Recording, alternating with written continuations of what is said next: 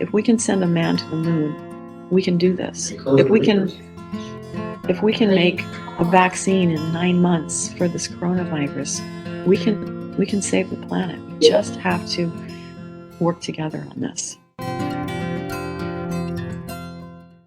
Karen Temple-Beamish currently teaches middle and high school science at Keystone Academy in Beijing, China. She came to her current teaching post in China from Albuquerque, New Mexico, where she taught environmental and earth system science for over 20 years at Albuquerque Academy. In addition to teaching science, Karen developed Albuquerque Academy's sustainability program and environmental clubs.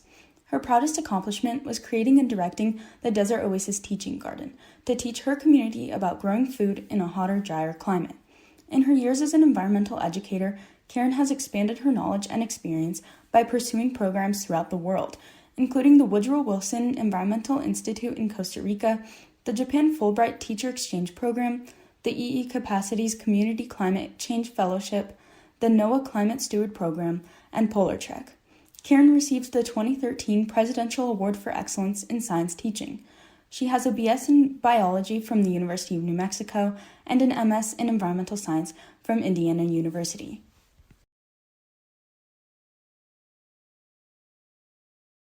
When I was 11 years old, I was sitting on a boat moving from Australia to the United States, and I saw in the distance a boat dump its garbage into the ocean, and it affected me so much that I still think about it. And so then later on, when I was moving through high school, I was very concerned about environmental issues. And I remember the next thing that kind of brought to my attention was that climate, by that point, we didn't call it climate change. We probably barely called it global warming, but I was very aware in high school about carbon dioxide emissions and my personal contribution. And I lived far enough away from my high school that I would have to drive my car every day.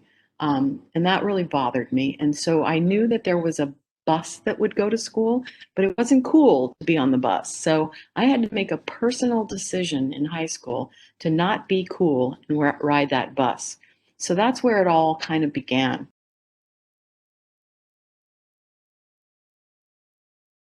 Ability program that I developed, but then using the garden, the Desert Oasis Teaching Garden, as a tool to maybe expand each student's, even beyond my classroom, expand their knowledge of climate change through taking personal action by understanding how food can be grown in a more sustainable way and reduce climate change in that way. For me, the garden did just that and truly inspired me to take action. In the garden, I had the privilege of learning about seed sovereignty, regenerative agriculture, carbon sequestration, water conservation, and even how to bake cookies with cricket flour. Most importantly, though, the garden showed me the power of unity by building a space where all are welcome, encouraged to learn, try new things, and contribute to the community in a tangible way. I carry these friends and connections with me to this day, always striving to bring the world a step closer to one full of compassion and excitement.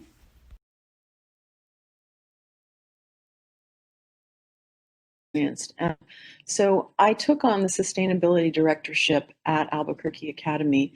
And it's a very large school, as you know, and very much an institution, and everyone has their own way of doing things. And so changing the minds and changing the system was very frustrating, and I felt constantly like I was hitting a brick wall. And then finally,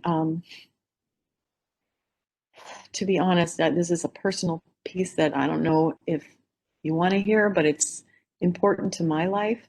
I got cancer, and I had to take some time away from teaching, and I realized the best part of my sustainability job was being in the classroom with my students. So I needed to kind of release my expectation on the school that they were ever going to make any change.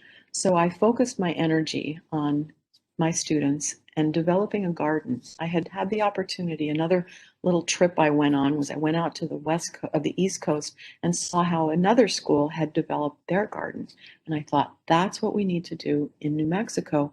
But the East Coast gets abundant rain and they have soil. So I thought, we can't do it that way. We have to do it focused on how the climate that we have and the future climate that we're going to have in New Mexico. So that's another person and I developed this idea of the Desert Oasis Teaching Garden to teach how to grow food sustainably with decreasing moisture availability and increasing heat.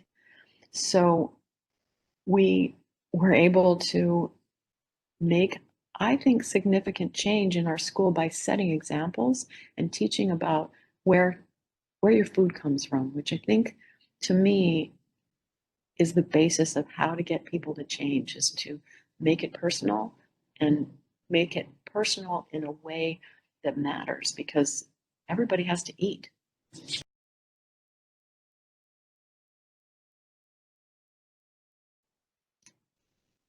I think that we need to work together internationally. That's the most important thing, is we all have to jump on board. And you know you have to, it's like a big ocean going vessel.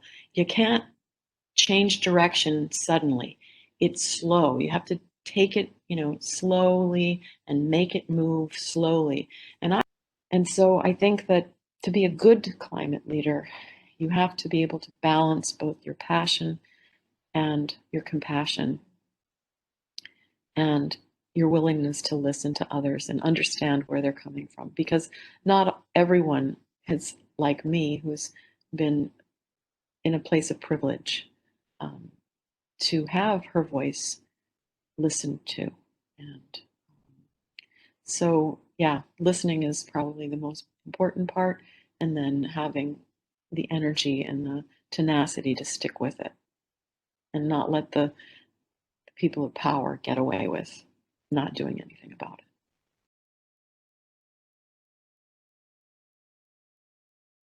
As an educator, all I can do is educate the people around me to take personal action, because I don't think we can make policy change until we've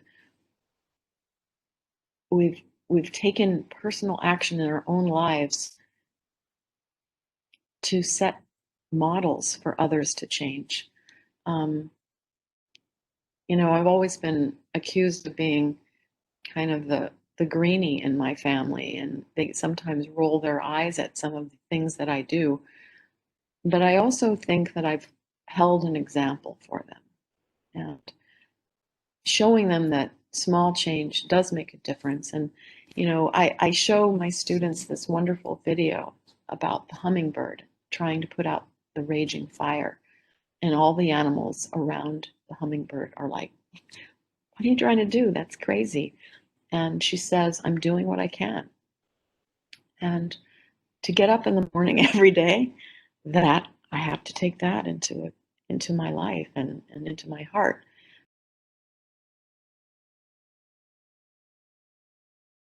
You have to get outside.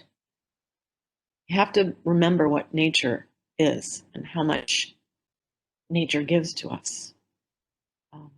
Because when I get down, depressed, all I have to do is get outside and smell the pine trees, listen to the wind and the birds. And so to me, that's the most important.